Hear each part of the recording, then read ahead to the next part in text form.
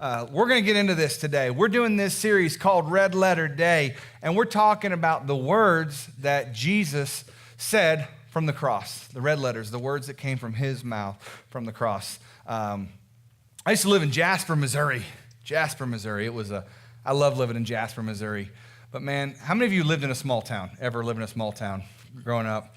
It was funny. I moved from Chicago, Illinois, to Jasper, Missouri. My junior high in Chicago had more people in it than the town of Jasper, Missouri. Like, honest to goodness, the truth. My class at my junior high had more than the town. But it was so funny. It was such a culture shock moving to Jasper, Missouri. Like, I remember things like this, living in this small town, that when somebody said, hey, watch this, you watched because something memorable was about to happen. Because there's going to be a story that follows this. These are words you paid attention to because entertainment, something big, something huge was about to happen. Well, right here, these words, these are the words we need to remember. Jesus said these words and they're important. It's saying, hey, listen up, listen to these words, the red letter words right here. So let's jump in here. Jesus is on the cross. He's been beaten 39 times with bones and rocks that have been ripping away at his flesh. His organs are being exposed. He's been humiliated. He's been punched in the face and mocked. But the biggest thing, I think, was just the humiliation that he had to endure on the cross. He could handle the pain. He could handle it all, but just that humiliation. And in the midst of this, he looked down as he's being crucified, as he's being beaten, as he's had to carry his cross to the point of his execution, as he has had to spill blood, the crown upon his head, as he is at this point, he's on the cross, and he still looks down to all those that have mocked and who have cast insults, who have made fun of him, who have, the chief priests, the scribes, the Pharisees, all those that are looking at him right here. And in Luke 23 is where we're going to start off here, chapter 23, verses 32 and 33. We see Jesus says, two other men, both criminals, were also led out with Jesus to be executed. And when they came to the place called the Skull, there they crucified with him these criminals, the worst of the worst, the least of the least, one on his right and one on his left.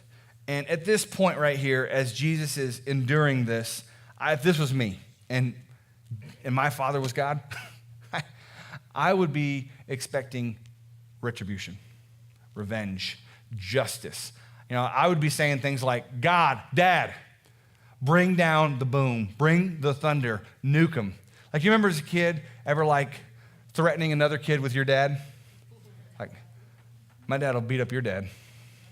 Things like that. Like, my dad's got a knife. My dad's got a gun. My dad will beat up you, threatening them. And right here, I would be that kid in this moment right here, that if I knew that my dad could do something about this moment, he could have called upon legions of angels. He could have called upon the thunder. Just imagine what Jesus could have called down at that very moment. But he didn't. Right here, this is what Jesus said, Luke 23, verse 34. Jesus said in this moment, after he's been mocked and persecuted and all that, Jesus said, Father, forgive them, for they know not what they are doing. He defends them. He defends the very people that are murdering him. He defends them. He says, Dad, calm down. I can just imagine as a father, you heard about when Mama Bear comes out. That's more of a cat than a bear, but you don't want to see Daddy Bear either. And I can just imagine at this point, like if you were guilty of hurting my daughter, I don't care who you are. It would be very difficult for my little daughter to stop me, to say, Dad, stop. Forgive them, Dad. They don't know what they do. I'd be seeing red. I would be just temporarily insane if something like this had happened to my daughter. But I love Jesus here. He says, Father, forgive them. It's like God's angry right now. God's angry, and Jesus is trying to calm his dad down. He says, forgive them. Father, forgive them, for they know not what they do. They don't know what they're doing. And these words right here, there was a prayer coming up. There's a prayer, and this moment right now was the fulfillment of a 700-year-old prophecy. And we can see this right here, Isaiah in 53:12. talked about this exact moment. It says, for he bore the sin of many, and made intercession for the transgressors. And if we look at this word intercession, it's got a lot of syllables, but it's just a fancy word for prayer. It says, for he bore the sin of many. Jesus took the sin of not his, took the sin of everyone else, bore the sin of many, and he prayed for his transgressors, those that sinned against him. He prayed for those that sinned against him. He fulfilled this prophecy. And these words, the red letters, these words right here changed everything. Changed the way that we are. The moment that Jesus died on the cross changed everything. Let's look at it this way. The before Christ crucifixion response would be, you owe me justice. It's mine. You owe me and justice is mine. Matthew 5:38. You've heard that it was said, an eye for an eye, a tooth for a tooth. You hear these words, and I was thinking, I don't know if I would want a tooth from someone at that time. I was earlier in the last service saying, maybe a finger for a finger, an eye for an eye and a finger for a finger. But it says, you've heard it said that as an eye for an eye, a tooth for a tooth. What you do to me, I will do to you. That's how justice is served. That's the only way that the scale can be balanced. That's the only way that things can be equal. What you do to me, I do to you. What you take from me, I take from you. That's justice. But where we are here, we think that way. I'll get them back. I'll make them pay. I'll show them I'm not a pushover. I'm innocent. They owe me. But after Christ was crucified on the cross, the response changes from you owe me and justice is mine to this right here. God forgave me, so I'll forgive you. God forgave me, so I'll forgive you. That's a much different response. And there's still justice in that. There is still justice in these words because Jesus redefines forgiveness. He took forgiveness to another level. Let's look in Matthew 6:12. It says, forgive us our debts. Forgive us what we owe. Forgive us our debts as we have also forgiven those that owe us. Forgive us our debts. That's what Jesus does right here. Jesus is owed justice by those that are persecuting, that are crucifying and killing him. He's owed justice. But what does he do? He extends forgiveness. He pardons them. He forgives the debt, and we reap the benefit, not Jesus. And you see, that's what the cross shows us, that all sinners have all fallen short. We all need forgiveness. And that goes back to why none of us are good, because we all need forgiveness. And if we all need forgiveness, then none of us can be good. And we've talked about that in these very last few weeks. Every person in this room, a lot of you look better maybe than the person sitting just a few rows down or maybe a couple seats down. Maybe you look better, but we all fall short. We are all short of the glory of God. We all need forgiveness. And we know what this is like for some folks. We know that this world is full of injustice. We've seen the bitterness, we've seen the hurt, we've seen the pain we've experienced in our own life. We know that people need forgiveness, but what does that look like? How should we forgive? How, Shane, today should we forgive? I love Peter. I think Peter right here, it may be kind of slow. So Peter is thinking about how good he is. He's like, well, I've forgiven people. So how much should we forgive people? Maybe like 7 times? And Peter doesn't have a calculator. I doubt Peter even had a pencil. But Jesus blows his mind and he says, no, not 7 times, but 70 times 7. And I'm just picturing Peter like Jesus is just trying to keep him busy so he'll shut up so Jesus can talk. So I see Peter over here like 7, doing the math. And then right here it goes on in Matthew 18:23-27. Therefore, the kingdom of heaven, he explains, can be compared to a king who decided to bring his accounts up to date with servants who had borrowed money from him. So this moment right here, the king says, you know what? It's time to collect. There's a lot of people that owe me, and it's time to collect. In the process, one of his debtors was brought in who owed him millions of dollars. And if it's millions of dollars in that time, that is squillions of dollars today. And in verse 25, it says, he couldn't pay. Imagine that. I couldn't pay millions of dollars today, let alone back then. It says he couldn't pay. So his master ordered that he be sold. Because back then, you see, that was legal. It was okay. That's what you did to pay a debt.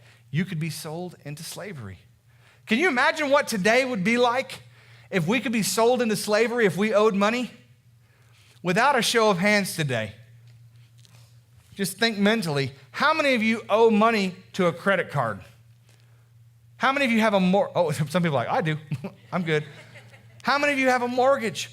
How many of you have a lien on a vehicle that if it all came due today and the bank said, hey, we need it today, you could not pay it? It's exactly what happens right here. All of a sudden, the pucker factor starts to work. You're like, I can't do that. I can't do that. What would it look like today if it's like, okay, the consequences were that you could be sold into slavery? I think we'd live in smaller houses. I think we'd drive more moderate vehicles. I think our credit cards would still have the little sticker on them because we haven't activated them. Life would look a lot different. And that's what's happening here. Payment is due. The master ordered that he be sold along with his wife and with his children and everything that he owned to pay the debt. Verse 26, but the man fell down before his master and he begged him, please be patient with me and I will pay it all. Verse 27, something miraculous happens. Then his master was filled with pity for him and he released him and forgave his debt. So who does the king in this story represent? Starts with J and rhymes with Jesus. Jesus. And who does the debtor, who does the slave, the man that owes the king, who does that represent? Us. We're catching on. Everybody. Us. Us. Well, there's a lesson for us to learn today from this forgiven servant. This servant that we're talking about. Right here, Matthew 18:24, it says that in the process, one of his debtors was brought in who owed him squillions of dollars, and he couldn't pay his debt. We all have a debt that we can't repay. All of us have a debt that we can't repay. I'm standing here before you today as a follower of Christ. I love Jesus with all my heart. I've given all I can give. Guess who can't pay that back? Me.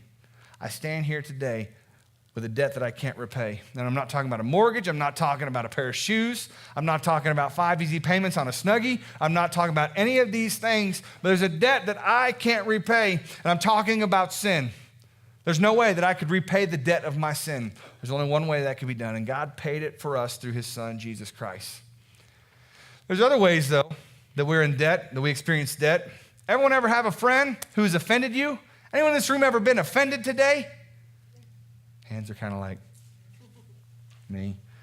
There have been days that we've been offended. We've been offended through social media.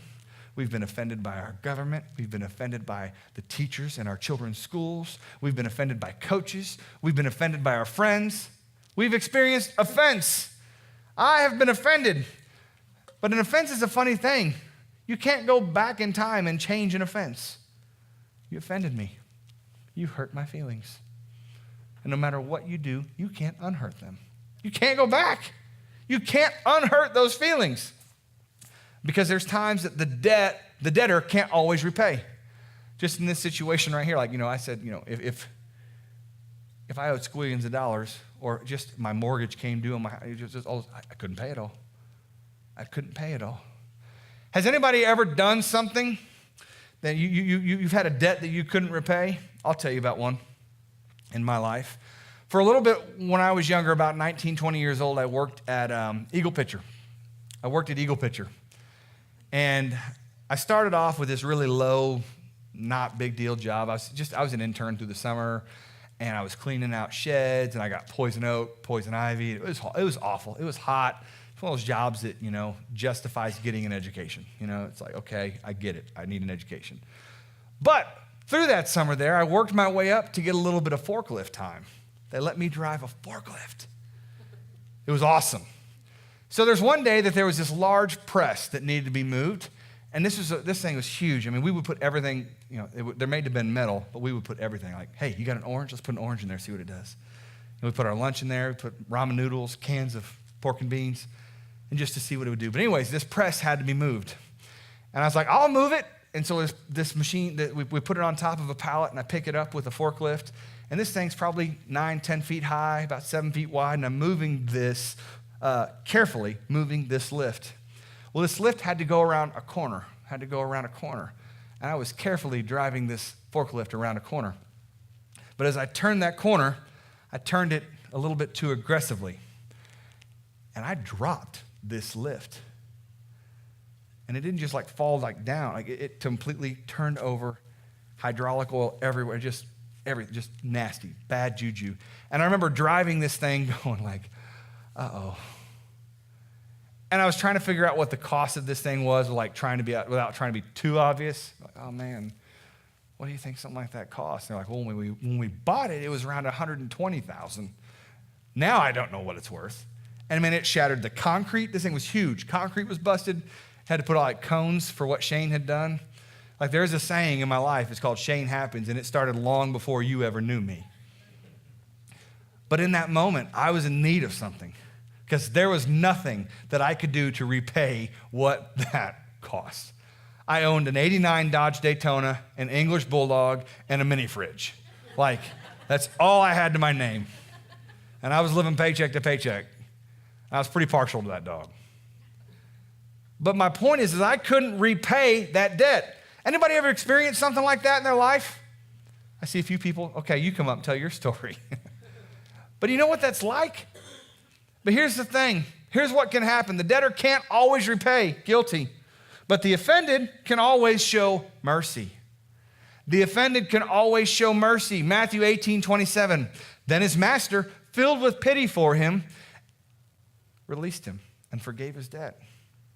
He forgave his debt. Often those who have offended us don't even know they've done it. You probably know you've done it if you owe somebody squillions. But there's a lot of times, you ever like pass somebody in the car, like you're driving along and one of your friends passes by, or someone you kind of know, and they give you the wave and you don't really know who it is, and like at the last second, you like give the wave and you're worried if they saw you. You're wondering if you offended somebody. I didn't want to offend them. And the next time you see me, like, oh, I saw you the other day. I waved, but I wanted you to know that I waved at you. You're worried that you offended them. Often those who've offended us don't even know that they've done it. It happens every day in the little things. Anybody ever have kids that play sports and maybe you've been offended by your coach and your coach has no clue that he offended you because your child didn't get as much playing time as another child or they didn't get to play a certain position? I coach travel ball and I coach little girl softball, and I know what this is like. Man, I don't get up in the morning and say, you know what? I want to go hurt little Taylor's feelings. Today's the day that I get that girl. I don't do that. But man, there are parents that think I do. I want to talk to you about my daughter's playing time. Oh, okay, let's talk about it. I didn't put the daggers away. I didn't realize that I offended you. The offended can extend mercy. It happens every day. Ever been offended by your boss? Someone that you work with? Ever not get a Christmas card from somebody when other people did? We get offended all the time, but the offended can always show mercy. Jesus said, for they do not know what they are doing. There's consequences about unforgiveness, of us not extending forgiveness. Did you know that it's just as bad for us to not extend forgiveness when we have the power to do so? It's just as bad to do that as it is to be in debt to somebody. Got a little video that kind of talks about that, so check this out.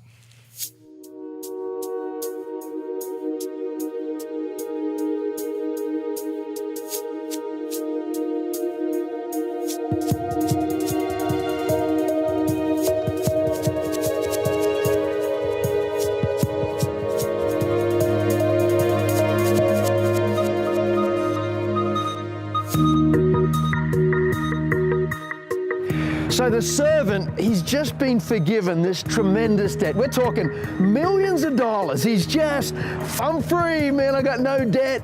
Could you imagine not having a mortgage payment, not having a car payment, everything paid off free and clear? The guy is like, I am a free man, no debt, no worries. And he comes out and he comes across a servant. And this servant owed him $1,000, and he grabs him by the neck and starts choking him, demanding payment. I mean, what is up with that? And the guy couldn't pay, so he had him thrown into prison.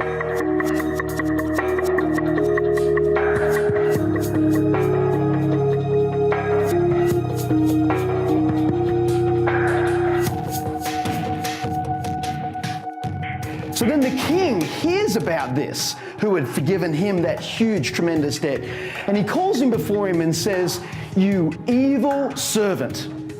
I forgave you this tremendous debt because you pleaded with me. Shouldn't you have mercy on your fellow servant, just like I had mercy on you? And then the angry king, he throws him into prison to be tortured until he can pay the entire debt. And this is what your heavenly Father will do for you if you refuse to forgive your brothers and sisters from your heart. Why would God be so harsh? Why would he say such a thing? I believe it's because God knows that unforgiveness puts you in a prison. Unforgiveness is like sipping poison expecting the other person to die. Unforgiveness puts you in a prison.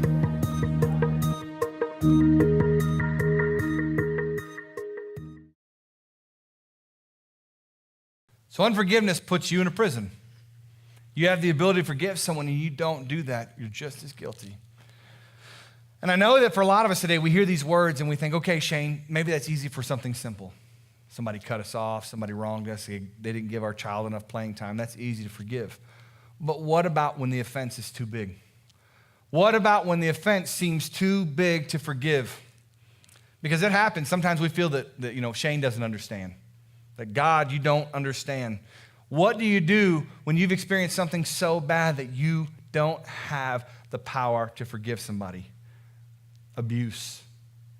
I know that there are people that in both services today that have been victims of abuse, either from a loved one, a spouse, maybe a parent, a step-parent, just somebody in your life. You hear that, but what about in these moments? What about if you feel that someone has wronged you so bad they chose another life over you, or maybe another family, or they chose a drug over you, a parent that was supposed to be watching out for you, they chose something else over you? What about when it's so big and it's so huge that we don't have the power to do so?